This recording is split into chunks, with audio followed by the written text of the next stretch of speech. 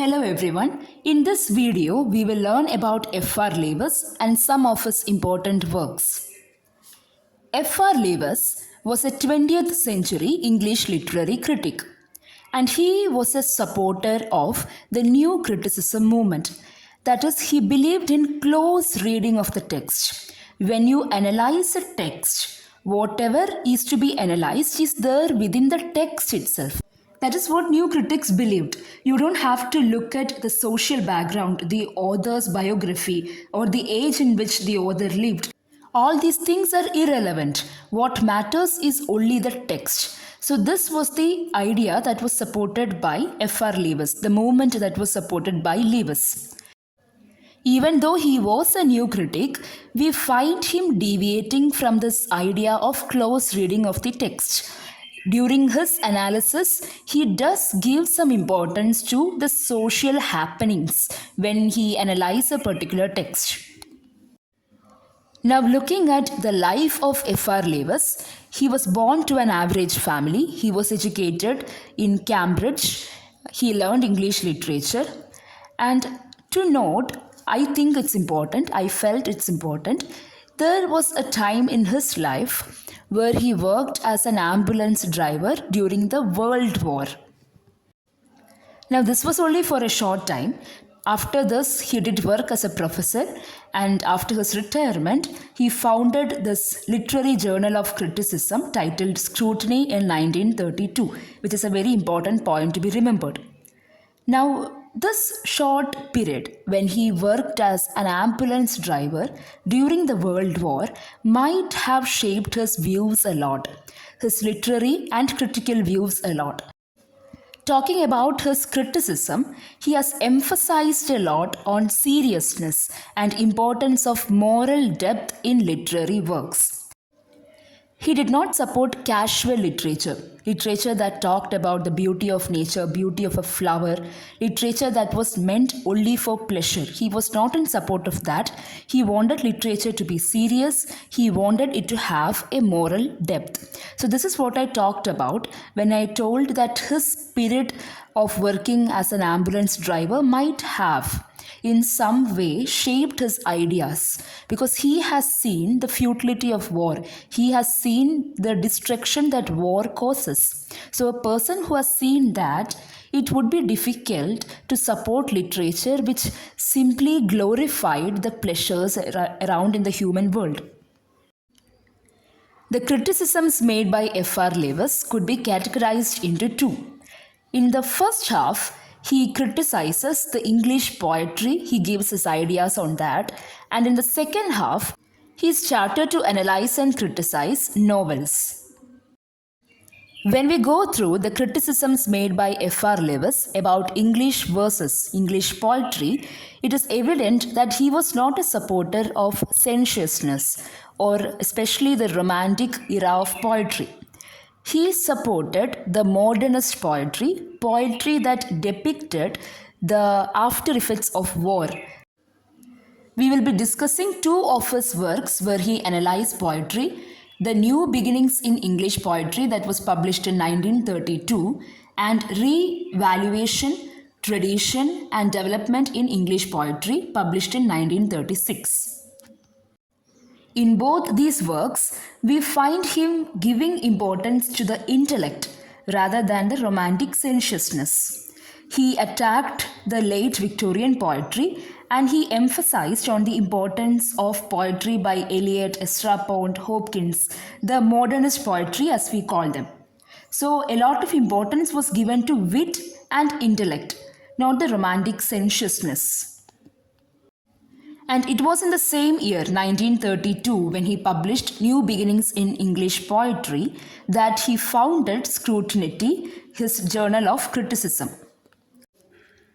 In his second work too, Re-Evaluation, Tradition and Development in English Poetry, he analyzes poetry of various periods, and he is of the opinion that after metaphysical poets, after John Donne, the only worthwhile works is written by Eliot, Hopkins and so on. That is by modernists. Whatever has come in between is not actually good poetry according to Leavis.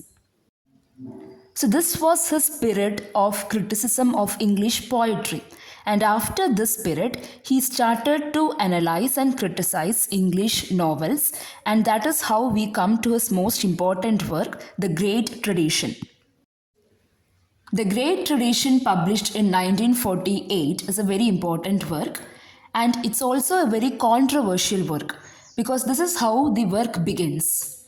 Except for Jane Austen, George Eliot, Henry James, and Joseph Conrad, there are no novelists in English worth reading. That is, in this work, F.R. Leavis is putting forward an English tradition, and according to him, the works that are to be put in the literary canon as the masterpieces should be the works written by Jane Austen, George Eliot, Henry James, and Joseph Conrad. He has put these writers as the yardsticks of English literature, and later we find that he also adds D.H. Lawrence to this list. Now, this has led to a lot of negative comments and criticisms, and he strongly believed that he was right because, again, his point of view was that great literature should have moral seriousness, it should be able to explore human conditions. And so we find Leavis supporting these writers whom he mentioned and criticizing all the others.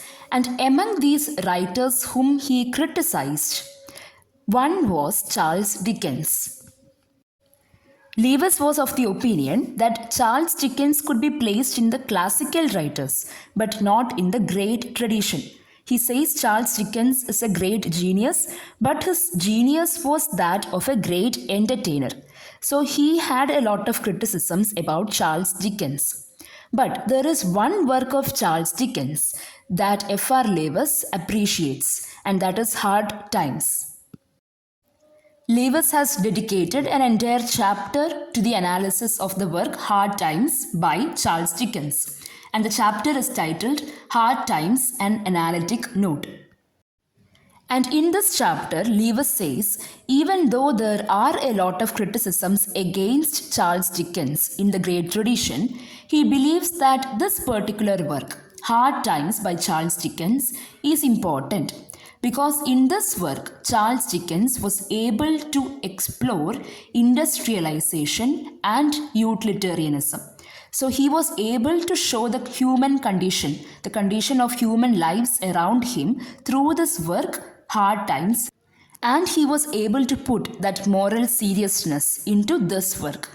So this chapter is also important because even though he is criticizing all the other writers, he is specially pointing out this particular work by Charles Dickens, saying that this work of Dickens suits his yardstick. So we have looked at both the categories of Leavis criticisms. The first part where he criticized English verses, and the second half where he criticized English novels. Leavis did not give away his criticisms as if they were his opinions.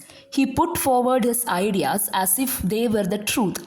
So there were a lot of criticisms, especially against this work, The Great Tradition, where he points out the names of only 4 writers who were to be put in the Great Tradition. But still he accepted all these criticisms. He was open to all these criticisms and all the controversies about him. And we also find that Leavis had become a very influential English critic. Later he influenced Lionel Trilling, Raymond Williams, Terry Eagleton, and so on. Leavis also played an important role in establishing literature and literary studies as a discipline in the universities. And he has also put in a lot of contributions in the studies related to culture. So that's all for this video. I hope you have understood. Thank you for watching.